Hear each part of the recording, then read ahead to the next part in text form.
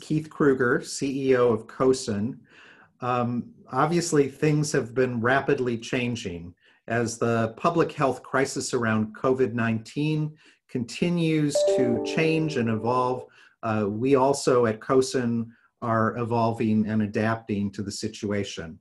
We regret to inform you that today we are postponing our Monday and Tuesday virtual general sessions with James Williams and Dr. Joe Sanfilippo. We're deferring those until the May virtual event, which will be May 19th to 21st.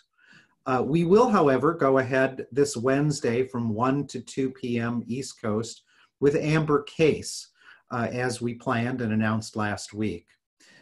Like you, we know you have urgent responsibilities, and those things are changing literally overnight and by the moment. We want to make sure that you have the time and ability to focus on what's important. We also don't want to take you away from your duties, and we know that's really important. So we also ask your patience with the guarantee that CoSN is working to pull off this virtual conference in the best way possible. Also, yesterday, we released a new resource called Preparing to Take Schools Online. You can get that at cosn.org/coronavirus and other up-to-date resources and statistics. With that, I'm going to turn it over to our very talented board member, Valerie Truesdale, who is at AASA, and she's going to give us some of the latest information that we're releasing today. Welcome, colleagues. We want to acknowledge how difficult this time is for you, your schools, and your district, and we are incredibly grateful for your flexibility and for your leadership as we all join together in weathering this worldwide pandemic. The CoSN conference theme this year is Breakthrough Mindsets, and isn't it apropos to where we are finding ourselves each day of the last few weeks? This theme, Breakthrough Mindsets, is extremely on trend for this year, especially as we've entered a new decade and what is being called the fourth industrial revolution. Be sure to interact with us and each other by using the hashtag CoSN2020 on Twitter and Facebook. This year's conference has been designed to help you understand your evolving roles in shaping the face of learning. We say every year that we're in the moment of rapid and profound change, and that's because it's really true. The Worldwide Economic Forum 2 years ago said we moved into the fourth industrial revolution powered by smart machines and artificial intelligence. Our reaction and interaction is key to whether the technology is a success or a failure, and we will see that no more acutely than in the next few weeks. Artificial intelligence and other digital technologies provide both new opportunities for learning and for school operations while they stretch our expectations as leaders. How do we embrace mindsets to lead through this change? How do we move from break-fix, operational support, to implementing a strategic vision? How can responsible technology leadership shape hearts and minds? We are all here to explore transformational technology leadership together that positively changes the trajectory of our students and impacts learning.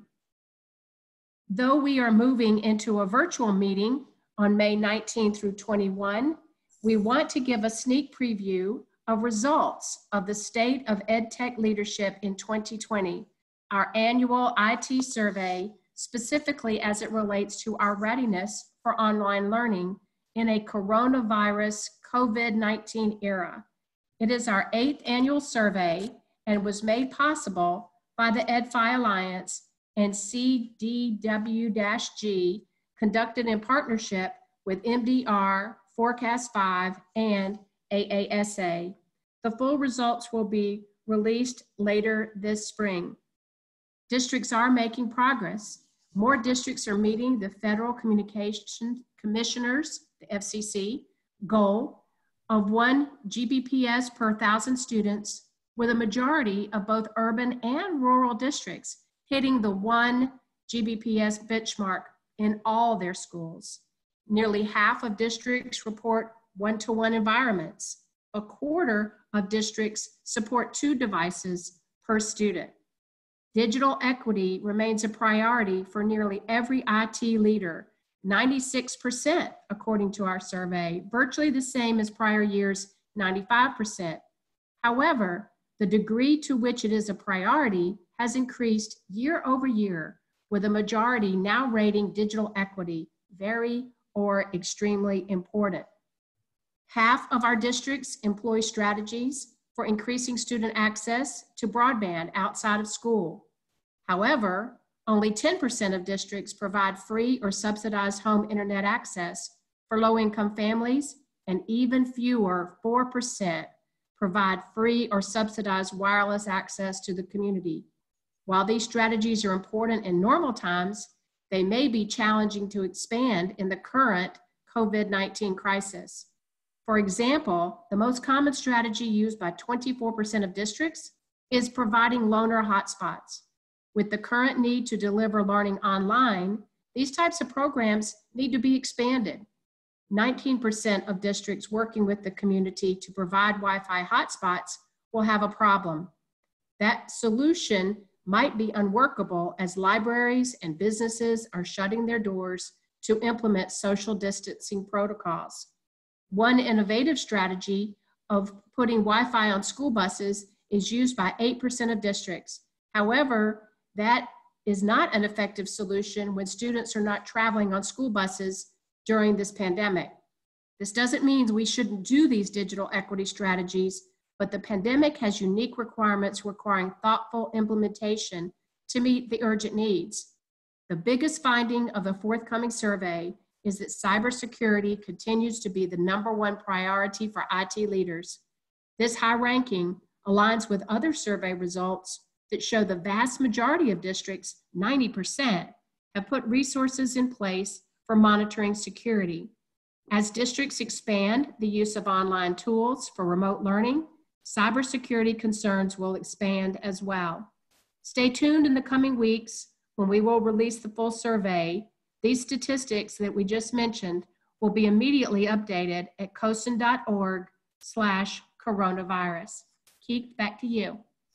Thanks, Valerie. These are extremely difficult times, and our thoughts are with you as you work hard on behalf of America's students. Have a great day. Thank you.